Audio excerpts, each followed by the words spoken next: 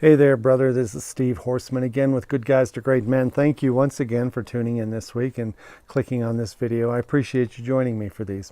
Today I want to talk about one of the most commonly complained about issues in relationship, and that's sex.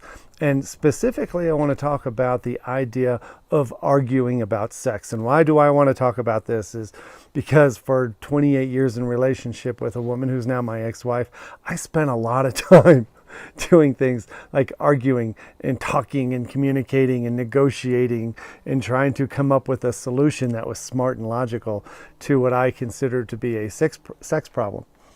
And so in relationships between men and women, a lot of times there are ebbs and flows, and inevitably there are arguments. Usually in the work that I do, it's the man who wants more frequency. He wants more passion. He wants her to initiate more. So how do you know if this video is for you or not? Well, I have 5 of the top classic argument starters that men have when they are in relationship with a woman. And here they are. Number 1, how can you possibly think it's normal to have sex this infrequently in a marriage? That's brilliant, right? Number 2, why aren't you attracted to me? Am I ugly to you? How about number 3? Everyone else is having more sex than we are. And number 4, why don't you ever initiate sex with me? And number 5, what more do I have to do to get you to want to have sex with me? Now, if any one of those is something you've ever uttered, then you can watch the rest of the video and probably get something out of it. If you've never even thought those things, go ahead and click stop now. You won't like this.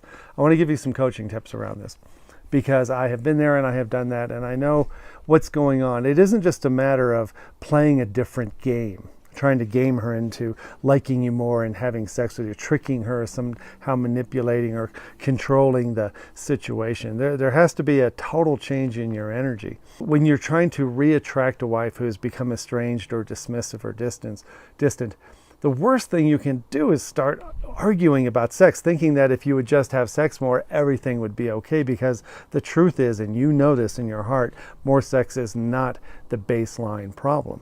Baseline problem is something much deeper between you two, and it starts with insecurity. We talk about how to get rid of the insecurity that causes that nagging sense of rejection and abandonment and neediness, and that sense that you need her to do something or touch you in a way that's somehow going to make everything okay. It is that energy we need to deal with. And so the coaching tips that we give in the course, I'm going to go through them with you now just to give you a little bit of insight on this topic. Number 1, the first thing you have to realize is that you cannot negotiate someone else's desire. You cannot talk about it to a point to where she's going to have sex with you. In fact, she's thinking, do you really think by talking more about this, I'm going to want to have sex with you? To her, it's the most ridiculous thing in the world. Talking and over-communicating, explaining and analyzing, compromising, and the worst, negotiating. If I do this, maybe you'll do that for me. So that's number 1. Stop the over-communication and stop the constant negotiation and compromising. Number 2, lose the sexual stopwatch and the scoreboard that's in your bedroom. I know it's a figurative stopwatch and a scoreboard, but men tend to keep an idea of how often we're having sex. We like to think of how much variety we've had, how many times is she into it, how often have we had sex this last month, and there's this scoreboard. It's a running tally in our mind, and she could read it on her face, that you're measuring and judging her worthiness to you and her value to you based on the scoreboard in the bedroom and the stopwatch of how long you're doing it or how often you're doing it. So you have to remove the energy of looking at some kind of stopwatch or scoreboard where you're measuring her worthiness to you in sexual units of measure. Number 3, you have to relearn how to play and how to flirt. And this is about remembering when you first met, before you even started touching and having sex, there was this energy in this game of flirtation. It was very, very positive, very adoring, very supportive. It was very attractive. And relearning, getting into that calm, cooler, playful, bantering energy of flirtation and pursuit and withdrawal, and just doing that thing that you did when she first thought you were a rock star. We tend to lose that. We tend to think that the marital contract is a guaranteed benefit of sex, and at least once a week we're going to have it, and then we don't need to play the old game. The old game has more sensuality about it, has more emotional safety and emotional connection. And then after a while, we tend to lose the the knowledge. We forget about how we were able to connect emotionally and sensually. And now all we have inside us is a sexual urge and a physical urge. And we have forgotten that the only way you got there was by playing in the realm of sensuality and emotionality. So that's something you have to relearn. Number 4, learn the difference between, I already did number 3. Number 4 is amp up your own sexual value and physical confidence. I know there's a lot of books out there. Married Man's Sex Primer by Ethel Kay is a real popular one. It's about how to not, again, game her and try to control her or manipulate her.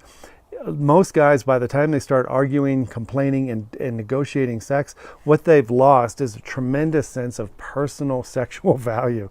They have doubts about their own sexuality, about their own worthiness, about their own attractiveness, their own desirability. When you have doubts about that, you act as if you have doubts, so you're tentative, you're walking on eggshells, and you start begging and whining more about it. And you remember, you never used to do that. You never used to do that. So the thing at this point is to immediately, starting today, find out which things, whether it's clothing, fitness, eating, weight loss, whatever it is, reading, understanding more about self-reliance and self-sourcing, validation and worthiness without looking outside yourself. This all increases, amps up, as I say, your level of sexual value. That's number 4. Number 5 is understand the real reasons behind rejection. So many guys think that the word no is an instant display of inadequacy. The word no means rejection. The word no means there's something wrong with you or you did something wrong. And so that thought process, when you hear the word no, and where I'm talking about sexual rejection, you've made an initiation, you've invited her into bed, and she goes, no, not tonight. And the no triggers you into that whiny, boyish feeling of having been attacked, that your manhood is somehow threatened. And it's not true. The trick is you have to understand that it's not true. It's never been true, but now your mind is telling you it's true, that her no means something more than just no. And that's the 5th thing that you'll have to work on. So I hope you enjoyed this video. I hope you got something out of it. And I will see you next week with another one. Take care. Bye-bye.